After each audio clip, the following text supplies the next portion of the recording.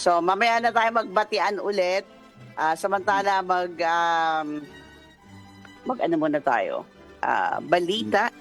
So eto, yung pagtaas daw ng presyo ng isda temporary lang ngayong Semana Santa ayon sa Department of Agriculture.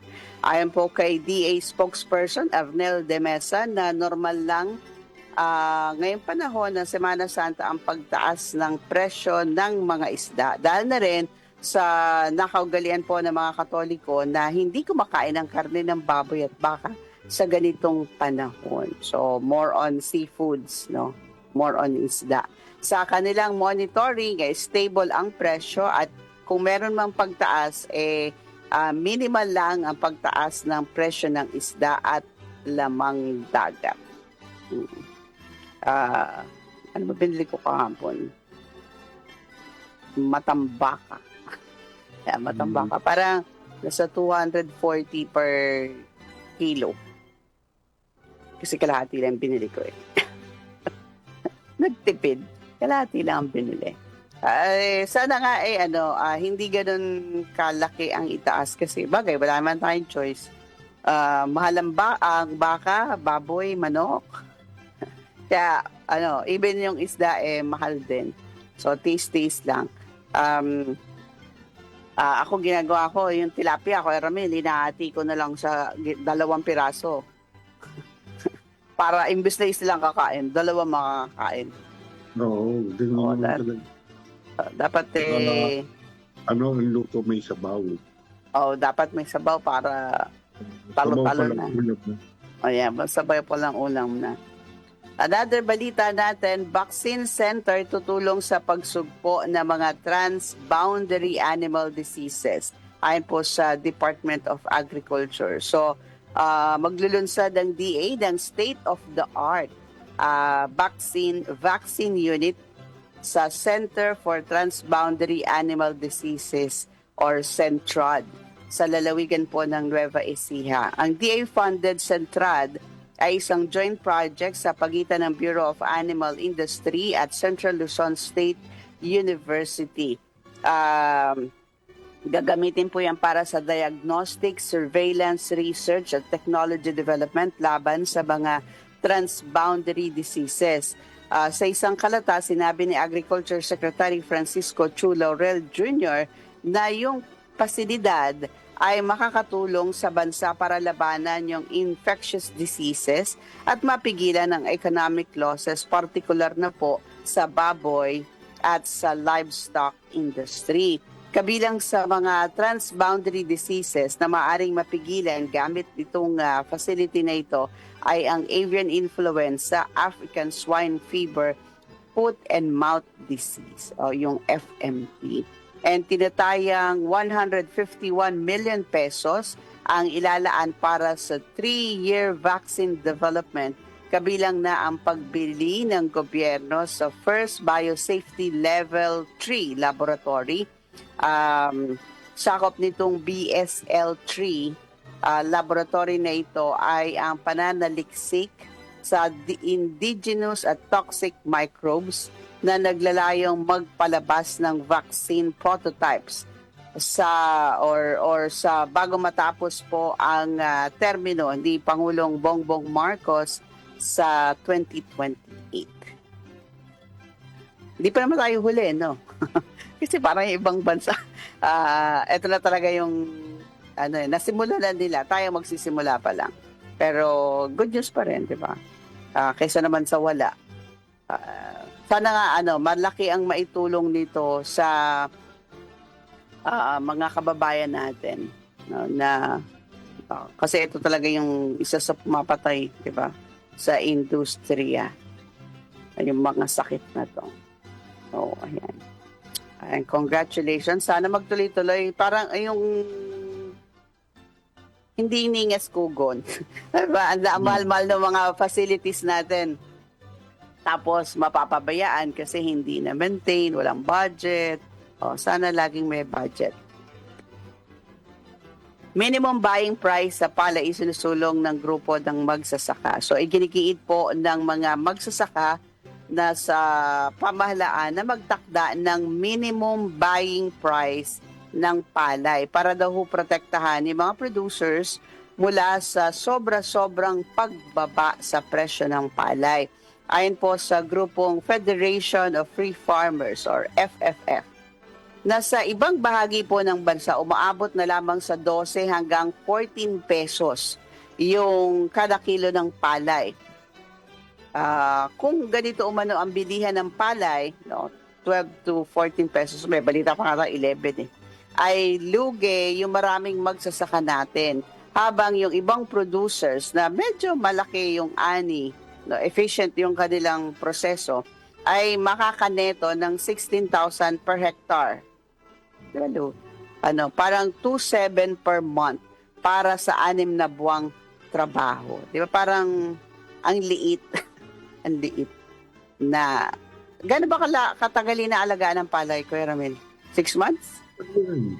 Merong 90 days. May 90 days. 3 months. 3 months. Okay. Bago meron pang mas Mas mahaba. Okay. So, depende. Variety. Variety. Okay. So, yun daw. Parang napakababang kita para sa mga magsasaka natin. Nila, kung kaya ng pamahalaan na magpatupad ng maximum suggested retail price para protektahan yung mga consumers, dapat din meron itong paraan para protektahan naman yung mga magsasaka sa pamamagitan ng minimum buying price para sa palay traders. Para katulad din daw sa pagpapatupad ng minimum wage sa mga manggagawa. Dapat ay makahanap ng paraan ang pamahalaan upang bigyan ang mga magsasaka ng patas at sapat na bayad para sa kanilang trabaho na pagpapakain, 'di ba, sa populasyon ng ating bansa. So, sinasabi nila makakatulong itong minimum buying price na ito sa isinusulong na seasonal rice tariff rate arrangement. 'Di ba? Yung mga ini-import may taripa, may buwis. Itataas daw yan, yung taripa na yan sa panahon ng anihan at ibabalik sa normal rates pag tapos na yung anihan. Parang depende sa season, di ba? Dapat nga pag anihan, wala nang importation muna. Para yung local ang kakalat sa merkado. Ayon po sa grupo, mahalaga ang floor price scheme na ito kasi nga ay nasa 4 to 5% lang ng total local harvest ang kayang anihin ng kayang bilhin ng NFA dahil sa kakulangan ng budget at storage facilities. So maraming magsasaka natin yung dahil nga hindi nabibili ng NFA, pupunta sa mga traders, di ba? And marami din daw na mga magsasaka na hindi naaabot yung drying and quality standards ng NFA. Kaya napipilitan silang ibenta ang ani sa mga private traders. So kapag mababa ang presyo, wala na silang choice kundi ibigay yun sa kung anong tawad, di ba? Turing ng traders. Sinabi pa ng grupo na bukas ang DA sa mungkahing ito at pinag-aaralan na ng kagawaran.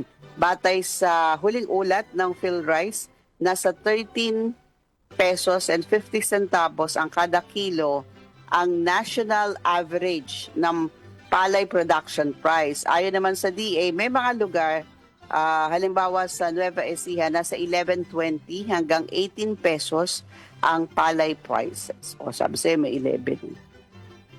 Meron pang 10. Meron pa din. Grabe naman. Kawawa naman yung mga nagtatanim ng palay. Hindi mura ang magtanim ng palay. Siyempre, aanihin mo pa yon, di ba? Fertilizer pa, mga spray pa para hindi ka atakihin ng peste. Tapos ganun lang. Okay.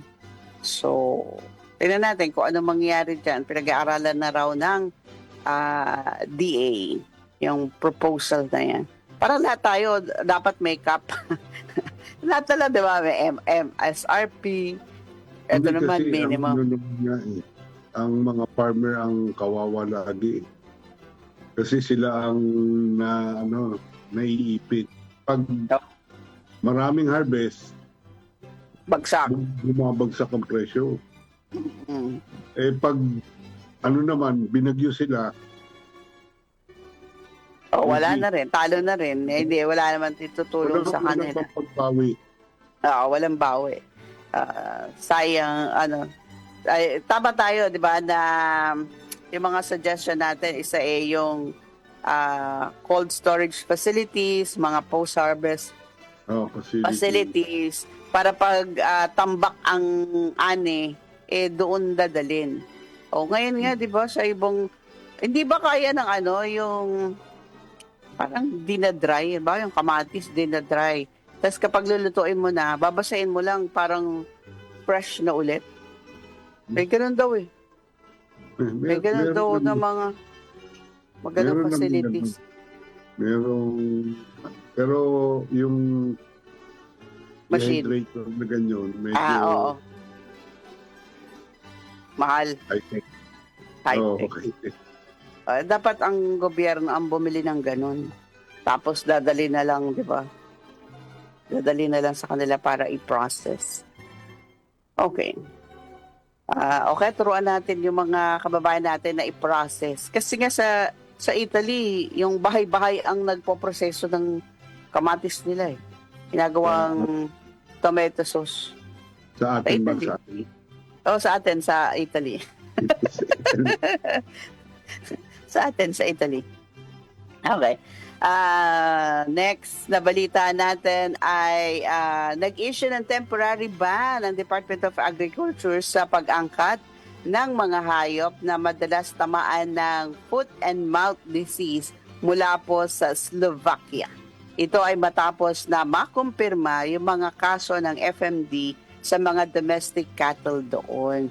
Ayon po kay Secretary Francisco Chu Laurel Jr., ang hakbang ay para mapigilan ang pagkalat ng FMD virus at maprotektahan yung mga alagang hayop sa bansa, kabilang na ang baboy, baka, kalabaw at kambing. Ayon sa DA, nasa FMD-free classification ng World Organization for Animal Health ang Pilipinas. So, FMD-free pa tayo, kaya kailangan talaga natin maghigpit. Baka mamaya hindi lang ASF, hindi lang avian influenza, FMD din ang maging problema natin. So, kailangan daw maghigpit. Samantala, nagpatupad din ang DA ng pansamantalang pagbabawal ng pag-angkat naman ng poultry products mula sa Belgium dahil naman sa bird flu outbreak. Ibig sabihin yan, hindi lang Pilipinas ang namomroblema dun sa iba't ibang sakit. Ibang bansa din namomroblema ng mga outbreak. Oo, lahat. Kaya nga lang, sila naman desididong gumawa ng mga bakuna. Oo. Tsaka Tayo yung iba naman. diba ginagamit na? Mag-import. Mag-import Bibili. na lang. Oo, bibili. Dapat tayo Bibili. magawa talaga. Oo.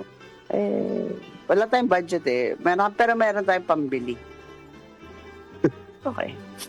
Mga patubig inaayos ng Department of Agrarian Reform bilang suporta sa mga magsasaka ngayong summer season.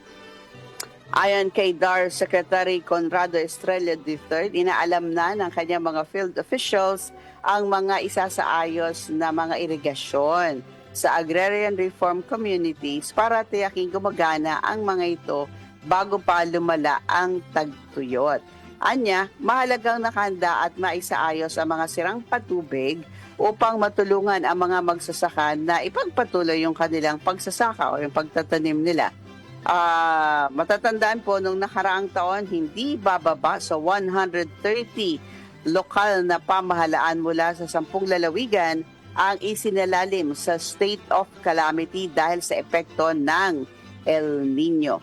Ngayon po wala naman tayo El Nino, pero mainit pa rin yung panahon natin. Paalala ng DAR, bagamat wala ngang El Nino sa kasalukuyan, hindi dapat maging kampante at lalo pang tutukan ang kapakanan ng mga benepisyaryo. Dapat ready na tayo kasi di ba, pag summer naman talaga sa atin ganito kainit. Pero parang mas lalong umiinit ngayon. Di ba? Parang mas dahil nga daw yan sa epekto ng Climate change. Di ba? Uh, Climate climate change. Kasi laging may change. Hindi naman talaga nawawala ang change. So, ayan, climate change. Napakainit. Kahapon para akong tinutusta. Sobrang init ng panahon, nasakap sa ulo. Kaya ingat po tayo, no, kung kaya nyo magdalagi ng tubig, panangga sa ulan, sa init ng araw. Ayan. Laki payong, paypay. O kaya usong-uso ngayon yung mga electric na pamaypay, hindi na uso yung ganun, diba? May Oo, puro charge din ng mga electric pan ngayon. Palakihan, palakasan. Yan ang labanan ngayon. Ito pa isang balita, export ng kakao o export kakao to Switzerland. Ayan ang sinasabi para sa ating mga Pinoy farmers. So hinihikayat ng Swiss Embassy sa Manila ang Pilipinas na ikonsidera ang pag-export ng kakao sa Switzerland. Isa sa mga bansa na nagpo-produce ng best tasting chocolate sa mundo. Sabi kasi ng embassy, ang Switzerland mag-i-import 100% ng kanilang cacao requirements abroad. And ang Pilipinas ay wala po sa listahan kung saan sila mag-aangkat. No? Hindi daw na-mention. Naniniwala sila na kaya pang pagandahin ang cacao sa Pilipinas. Kaya ang embahada ay nagsimula ng meron na silang inumpisahan na funding initiatives upang tulungan yung mga Filipino farmers na mag-produce ng high-quality cacao at nakipag-partner sila sa Batangas State University na may komprehensibong research and development plan para sa kakao at kape. So, ang Davao Region ay isa yan sa nangunguna po na producer ng bansa ng kakao, accounting for 71.2% ng country's total cacao production. Pero hindi pa kayang tugunan ng mga Filipino cacao farmers yung sarili natin requirements, no, yung local demand, dahil sa hindi pa sapat ang skills at limited access sa post-harvest facilities. Ang top supplier ng Switzerland para sa cacao beans ay ang Ghana at Ecuador. At naghahanap ang Switzerland ng alternative sources ng cacao. So meron daw pong opportunity at naniniwala ang Swiss Embassy na yung cacao dito sa bansa with right seeds and properly cultivated, kayang-kaya pong mag-export. So meron din daw tayong free trade agreement sa kanila. Kaya yung cacao beans can be exported sa Switzerland without tariff. Walang taripa. Tara na. Kakao. Hindi, parang ang kakao kasi ngayon, medyo nakikilala na ang Pilipinas sa chocolate. Tayo na yung nagpo-produce ng chocolate. Oo, hindi na natin kailangan yung ating mga imported. Mga harvest, i-export pa. Kumbaga, finished product ng ipapadala natin sa kanila. Dapat, gano'n. Makikipag-compete na tayo dun sa base tasting chocolates sa mundo. Meron na tayo mga panlapan, kaya nga lang, hindi pa rin yung limited yung production pa rin. Maliliit na company. Maliliit na company. Okay. Pero maganda na, packaging, mga... Tsaka nananalo na sa mga competition abroad. Diba? Nare-recognize na ang ating tsokolate. So, sana yun pa yung pagandahin din, diba? Pagandahin, tulungan ng pamahalaan para mas makilala itong mga tsokolate na to. Sana patikman natin yung tsokolate na yan, yung mga na-awardan na best chocolate. Diba? So, yan yung mga balita natin. So, pwede ho kayo magkomento or magbigay ng suggestions, feedback. Text lang ho kayo sa ating mga cellphone numbers 0916-499-6195 o kaya naman ay sa 0929-321-8738.